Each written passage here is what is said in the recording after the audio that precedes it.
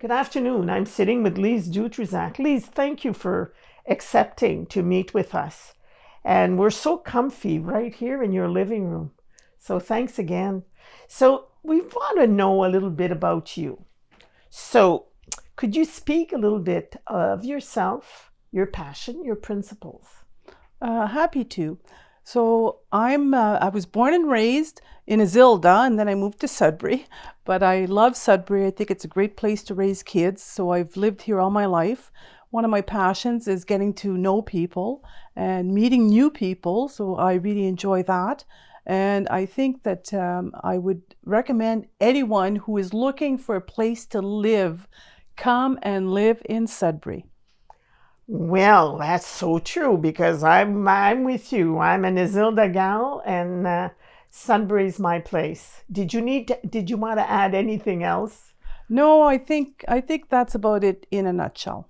So why did you choose to work in education? Everybody's got their story. What is yours? Well, I think education chose me. When I started my career a few years ago, I started with Revenue Canada, and now it's called CRA, of course. And at that time, I did different things. I was an auditor for a while, and then I was working in public affairs as district communication manager. Part of my duties when I was the district communications manager was to offer programs, tax programs, as an outreach. So one of the programs we had, for example, was called Teaching Taxes. And what that entailed, we'd go to schools and we'd teach teachers on how to teach taxes to their students. So there was that program. We also had the volunteer program. And that program was about helping seniors and those individuals who could not do their tax returns on their own and could not afford to pay someone to do the taxes. So that was part of the teaching as well. And from there, I moved over to Collège Boréal, and while there, I was director of continuing ed and director of international. So as continuing ed director, I was able to hire a lot of the teachers, a lot of the profs to teach the online courses and to teach the courses at nighttime learning. And then as director of international, it did give me an opportunity to go to other countries. I went to Haiti and I went to Mali, and we were dealing with schools there with projects that the college had with them. So it was very interesting. And one of the things that struck me was that when I went to Mali, the project that they had was to plant small trees in order to enclose the cows, so the cows would not go elsewhere to fatten the cows and the rest of it. But the culture was quite different, and it was very interesting. Mm-hmm. Well, you lived many different experiences, and it's all part of education. Yeah, it is. Yes. Did you I guess, Collège Boréal and then CRA? Yep. That was the beginning of working in education. Now, lifelong learning is something we all believe in, and I know, Lise, you believe in that too. And could you tell us how that helped you in your journey? Absolutely. So when I first started at Revenue Canada, now called CRA, I actually started as a stenographer. Like, that's quite a few years ago. Yes. I had done business college. I'd gone to business college, and then I from there I got a job at CRA. So in order to advance, I took some accounting courses. So I was with the certified general accountants for several years. I reached level 4. And did not complete the certification. However, it was part of it so that I could then work as an auditor. And from there, I did do quite a few courses. So I also obtained a certificate in alternate dispute resolution from the University of Windsor. And then throughout, as I kept on going, when I left the university, I obtained my certified financial planning designation. So that is a designation because I ended up working as a financial planner. Again, though, while I was a financial planner, I had my own business. We did a lot of workshops. So there was a lot of teaching, if you want. I mean, it's not classroom teaching, but it's still transferring knowledge from you to the next person. Yes. Wow, that is quite the journey that you had and all the studies and in a lot of different areas. So I'm like thinking financial planning to teaching the financial planning, I would imagine, right? Yes, That's, yes. That's what it was. And so I need to know what was the reward in doing that and the challenges. We all have challenges. However, we love what we do. There's, always that element. Could you speak a little bit about that? Well, the rewards, of course, is making a difference in people's lives as you're helping them. I know that some people would say, well, come on, if you're working for CRA, how can you make a difference? Well, I did make a difference because that's how taxes are important, even though nobody likes to pay them, and I get it. So one of the things we would do is to make sure that people did pay their taxes, but they only paid their fair share and not more. So I thought that was important. In terms of when I worked at Collège Boréal, helping the students with when we did the international development and seeing the projects to fruition. And I forgot to mention, I ended up at Laurentian University. I was going to ask, yes. After Collège Boréal, I started working for Laurentian University. And what happened there is that when I was at CRA, I was one of the managers. I mentioned that I was district communications manager. And as such, that's when the Human Rights Act came into effect.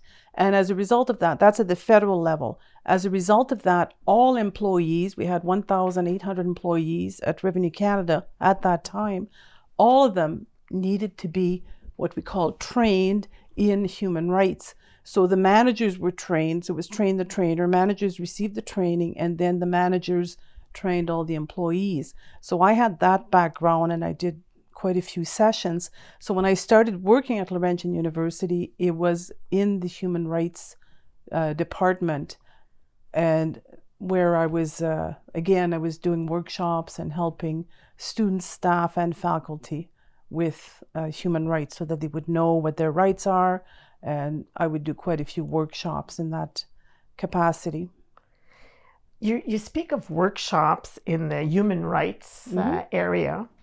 And besides a workshop at Laurentian University, was there anything else that you supported the institution, say, to make sure that everybody was on their best behavior, so to say? Well, the job, the job that I had at that time was twofold. One was to do the workshops, and the other one was to be able to assist individuals who had issues with harassment or bullying, and they would have a place where they could talk, and it was very confidential. So they would come to my office and it was very confidential. I also wanted to mention, when I was at Laurentian, I did teach a course to first-year students, and it was those students who had managed to complete their grade 13 and get into university, but they were kind of on marginal, like they weren't strong students. And so the purpose of the course was to be able to help them along, to give them life lessons, if you want, how to study, how to do research. And so that was I did that for a couple of years for those students, and most of them did succeed in the end. So that was very rewarding. Through your describing your work, I feel the passion that you had in the teaching community. And so the passion is there. Were there any struggles or, challenges, I should say? Challenges is a better word. I'm sure there were challenges, and I'm trying to think what challenges actually there were. I mean, time management is always a challenge. So yes. With family, I was raising 3 daughters. So with family and then studies, always the lifelong learning, which I feel is very, very important.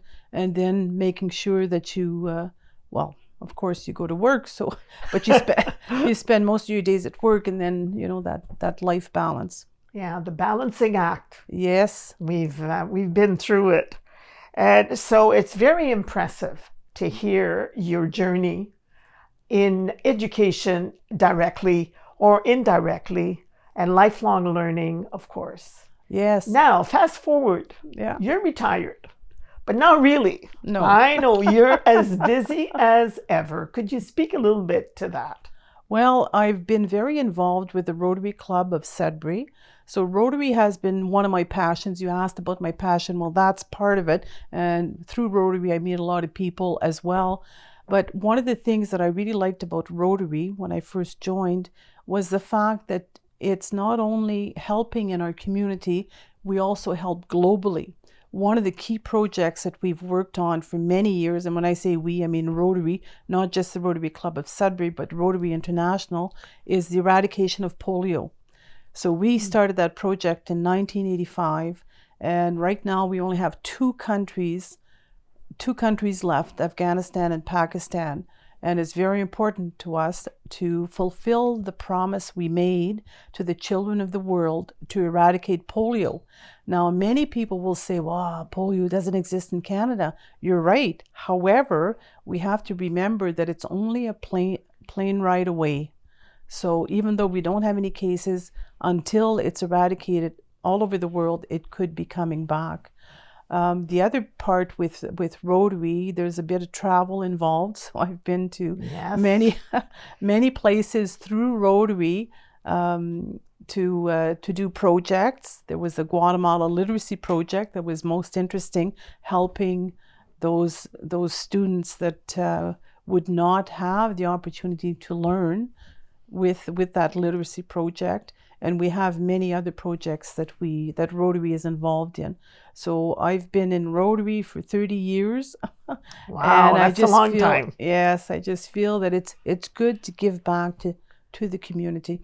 So through my journey as a Rotarian, I was a club president, and then I was assistant governor, and then I was district governor. And now I work at what they call zones, so it's one level up, helping clubs and districts with Rotary. And funny part is, right now I'm the learning facilitator for our district. So again, I do give quite a bit of workshops. I lead a lot of workshops and I facilitate a lot of workshops. That's amazing. Wow. You're still very busy. And so the zone, could you talk a little bit about that? I know recently you were at a conference of Rotary conference. I mean, there's a lot of stuff that you do in Rotary, but to help us understand a bit, could you elaborate a little bit on that, Lise? Sure. So this past weekend, I went to what is called a district conference. So the district conference, the Rotary District Conference has, it's our district, we have 51 clubs. So when I talk about zone has about 20 districts, and each of the districts have about 50 clubs. So zone is one step up in that sense. So the conference I just came back from, the speakers were just unbelievable. We had Colonel Melissa. She's currently the commander at CFP. What's the name of that? CF Borden. And Borden, yes, I remember when my brother was there many years ago. Yes. And some of the speakers that we had as well, Dan Needles, who is he started as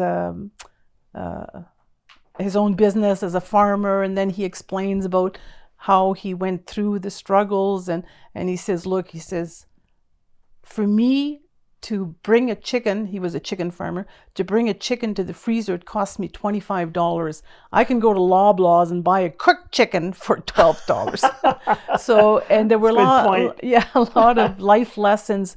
So the purpose of the district conference is for education and also for Rotarians to connect. So we were about 250 people at that conference. That's amazing. And I know globally, you spoke a little bit about the global conferences. Yes, the international convention. International, could you speak a little bit about that? Sure. So right now in the world, we have 1.4 million Rotarians in over 300 clubs in over 200 countries. So Rotary is large.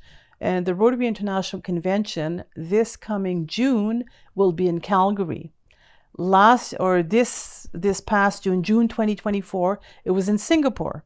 So I ended up going to Singapore to the international convention. And again, it's very high level, lots of good speakers, keynote speakers, and you get to meet so many Rotarians.